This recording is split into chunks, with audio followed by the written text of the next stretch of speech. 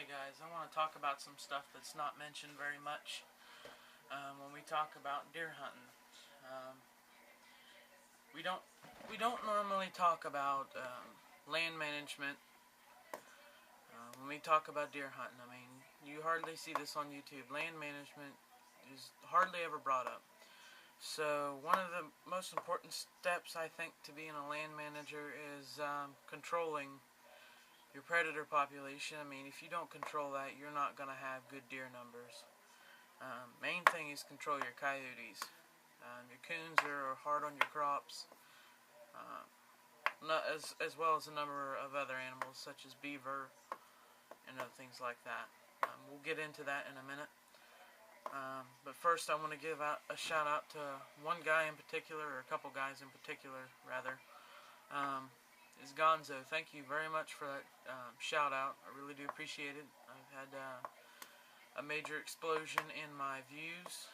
I want to give a shout out to Big Time Bow Fisherman.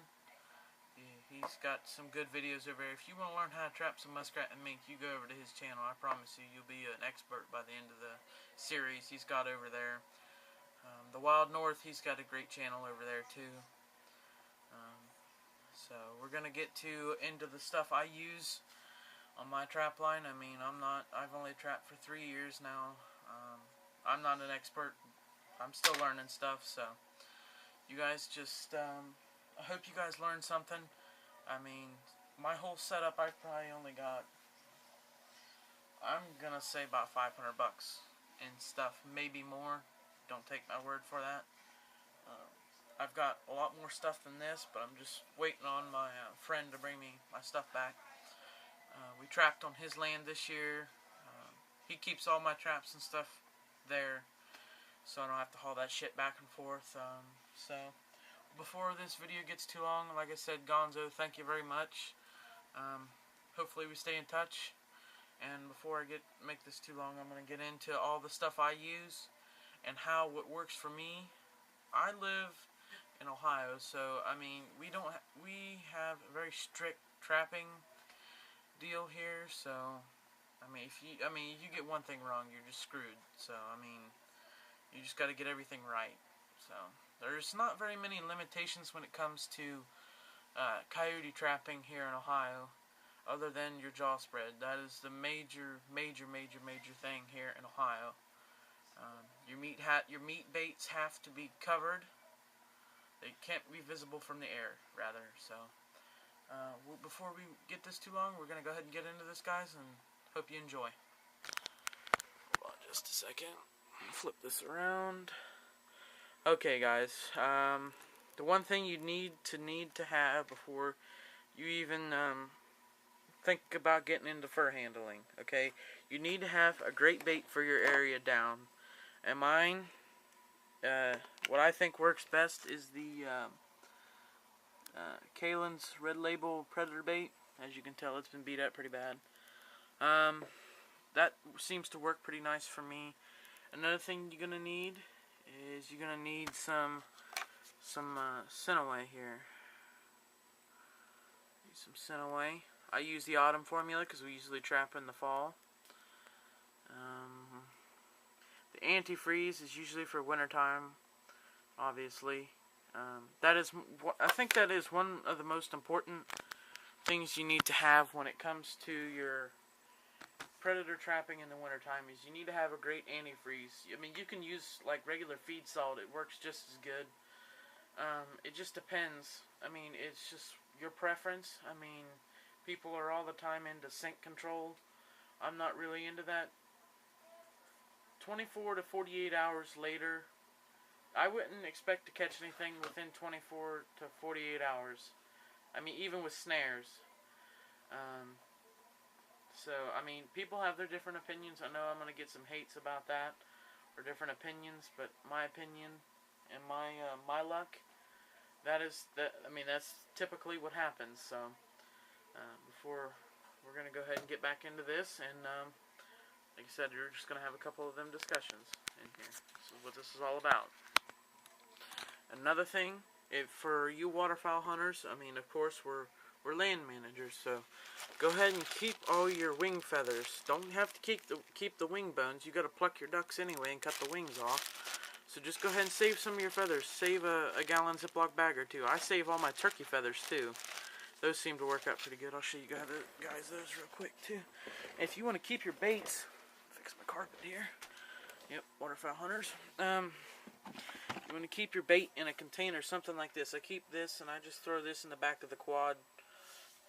But I'll just keep a good sized bundle of turkey feathers for eye peel, and it just works out perfect. Now when you're getting into coon, if you are just gonna be big coon trappers, this stuff will work out perfect for you guys. Okay. One of them needs to be some whole care pet cat food or some kind of wet cat food. I prefer a fish-based one, not like a beef-based one. You'll probably catch more skunks than you do anything if you use a beef-based one. And another thing, if you guys are wanting to catch jumbo coons, this is the stuff to use. I can get it to focus here. Hang on, guys. Sometimes this thing just doesn't want to focus. You want to get you some mink gland lure, and of course you can use this for your mink pocket sets. This will just work just perfect. Another thing for muskrats, just get you some of this. Okay, and there's going to be some diversity or some different opinions on what trapping website you should use. In my opinion, you can't go wrong. There's PCS Outdoors. That's another great website. There's F&T's. They're pretty good about shipping. I just found this website recently. They've got a lot of cheap stuff. I mean, for you guys that are just starting to get into it, like I just started getting into it not too long ago. I mean, I just realized how bad the predators are around here, so I just decided, well, let's go ahead and get into this. But it's Adirondack Outdoor Company. They've got a lot of cheap traps, guys. I mean, for you youngsters that ain't got a whole lot of money, that is the best place to go. I mean, F&T's has got some good quality traps and stuff, but their stuff is just a little high priced. I mean, for you guys that are making a good amount of money a year, I mean, that's alright. I mean, you really wouldn't care, but I'm not ripping on F&T's. I'm not saying favorites or nothing. So, let's get back into it. Another thing, guys, you can't go wrong with marshmallows. Coons love these things. You can get these things $1 a bag. I mean, they're pretty much inexpensive. Like I said, between the cat food, the mink gland lure, and the marshmallows, you'll have jumbo coons all day long. Another thing you need to get you is a very nice skinning knife. This is not my skinning knife. My skinning knife set, I have not a fucking clue where I put it. Okay, we'll get back to that later. But we'll get over into the traps. The next thing you're going to need to get you is some nice traps. Okay, you have to check your state regulations on what you can use. See this? This has to be at least half in the water. Half in the water. Okay? Anything 7 inches or greater has to be either completely submerged or at least half. At least half. So this is a 220. A 220 conibear, and of course you got your safety springs. I don't have my setters in the house. I keep those up in the building with the quad. You want to bend your triggers in a way where you can let the smaller animals go through. I mean, if you're going to try to catch mink and muskrat, you want to do that, or take you a piece of electric fence wire, wrap it around here, and go in between 2 or 3 times. And when he hits that trigger, it'll snap him bigger than shit. Okay, and then here's going to be another thing people are going to want to fight over. Between these two traps, what is best for coons? And there's also you can also use dog-proof traps. I mean, I just think that those are a little too expensive to be using for first-time trappers. I mean, if you got a lot of money and you can do it, go ahead and make the purchase. But these are $5 a piece. These are $9 or $10 a piece. I got these from F&T's. All these traps here are from F&T's except that 330. This is a number 2. I use these in coyote sets. This is the biggest we can use, and I think that's bullshit. Because I do need to get a 4-coil kit for this, and I think it'll be a better trap. This is a number 2. This is great for coon. Old timers will agree with you when you say the number 2s are perfect. And you can see how mine are dyed up. People have different opinions. What I did with mine first is I let them get a little rusty. I didn't boil them or nothing. I left the freaking factory oil on them. It's not going to hurt nothing. I just sprayed my sets down. We usually do water trapping for coon anyway. But all I did was let these get rusty, put a coat of spray paint on them, used them for a while, and then I went ahead and boiled and dyed them. And you see how black they are. And then these are my main coon traps. If you guys are into fast coon setting, this is the trap you want to use. For you youngsters, it'll probably be easier. I mean, you can set it with your feet. Nobody's going to call you a big mamby-pamby if you do. Don't be listening to other people when they say you're a mamby-pamby or something for setting your traps with your feet. There ain't a problem with that. I do not feel comfortable setting these number 2s with my feet, or with my hands. That's why I set them with my feet. These ones, I can set these all day long. But just please be careful when you guys are setting these. I don't want people to send me hate mail. Yeah, I got my fingers caught in the trap because of you. So, this is your main beaver traps. I have never used these. I've got a couple more in this box. I'll take all these traps off here in a second and show you what's in the box. I use these for beaver. I have not used this one because I have not found any good spots to beaver trap yet. Another one you guys can use. This is great trap for muskrat and mink. You want to go and get you some 110 conibears. That's the best trap you can get for muskrat and mink. And you see how I've got mine rigged up. I've got it on an 1.5 inches wide by 1/4 inch thick piece of 2x6. We stripped some railing for the front porch, and this is what we had left. So I decided, well, hell, I'll use it. And it just fits that spring really good. I mean, you can see. Wait, let's see if we can get it. You can see you don't have very much space down through there. And this will fold out, and you can set this in a channel run or a channel, or even a baited set. You can do that. You can put some carrot or an apple on that trigger, and you'll have it good to go. Now, for your predator sets, the only thing I'm going to tell you guys scent-wise, get you a kneeling pad. You don't want to get your knee sweat, because you are going to sweat.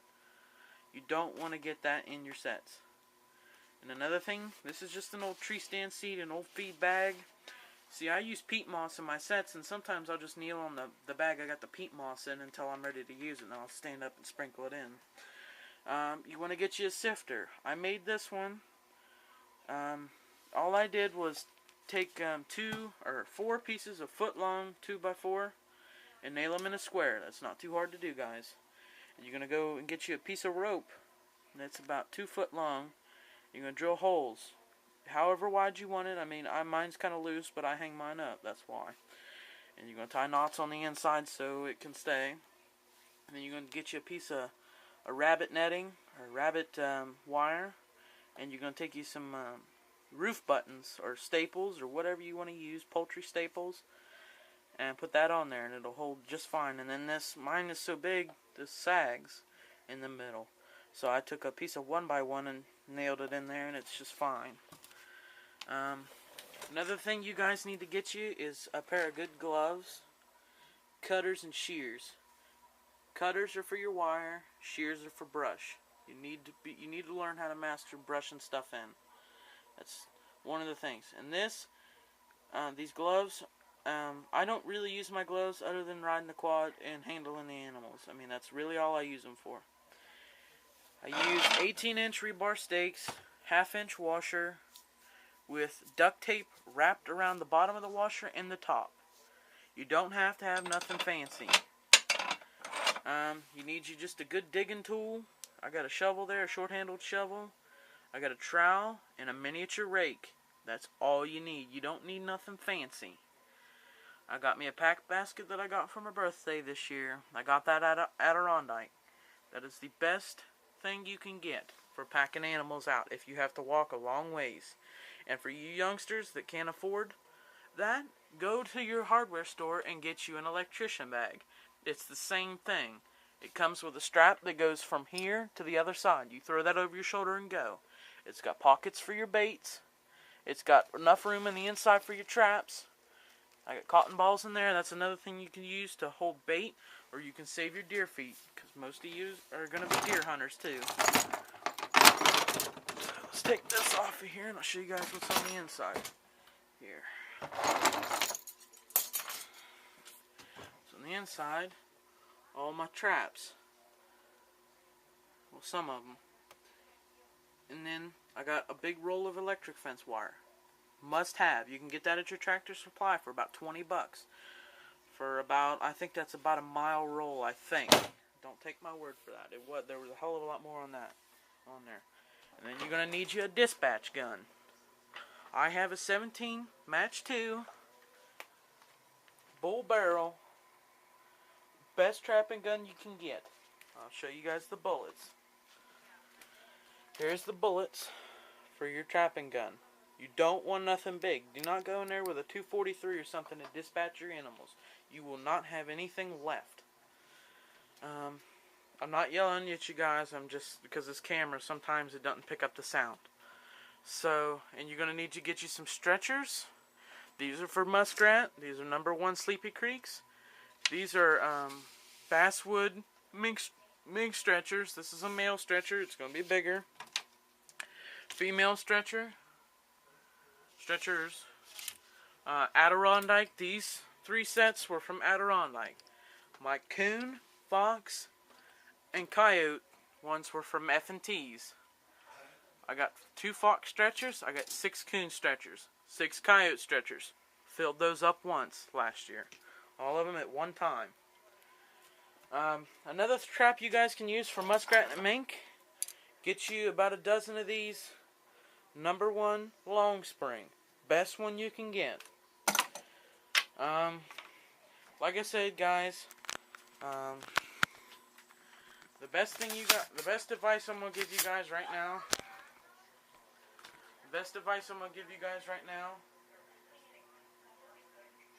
Do not listen to people that are just gonna rip on you for trapping. Don't listen to them. Do what you think's right. Us as land managers, that we own land, we need to take care of this land for future generations. We need to keep the deer here. The coyotes need to be managed. PETA, if they would spend a day on the trap line, they would understand. But us as land managers and farmers, we have to do our part. God put all these animals on the earth for a damn reason. For us to harvest and eat the meat. You know, we have to do our part as landowners, or else what's the point in owning land if you're just going to let it go to shit? I know I may be sounding kind of hostile right now, but it's pissing me off because I'm getting hate mail constantly from these guys that have never trapped a day in their damn life, saying, oh, you don't need to do that, there's not enough coyotes around. We trapped 23 goddamn coyotes in a year and a half. Go ahead. In less than 300 acres, explain that shit. Now we've got deer coming out the wazoo. That's meat on the table, people. You got to think of it that way. You got money in your pocket. Times are tough. We need money. That's how you're going to do it. You're going to get you tons of coyotes fur. Look at this fur. How beautiful this fur is. I got another one right here. Look how beautiful that is. And you can get you some strutters too. Get you some strutters, guys. You got to have the strutters. Got rabbits. So rabbits are coming back. Nice. Another strutter. Another buck. See, guys, you can't go through life just not paying attention to your land. Sorry about that, guys. Tripod. You can't go through your property not saying, man, there's got to be some coyotes here. Go out and make you some extra money on top of what you're making now. See, these youngsters, they need to learn that now. So, I'm going to take you out in the hallway and show you some of my fur.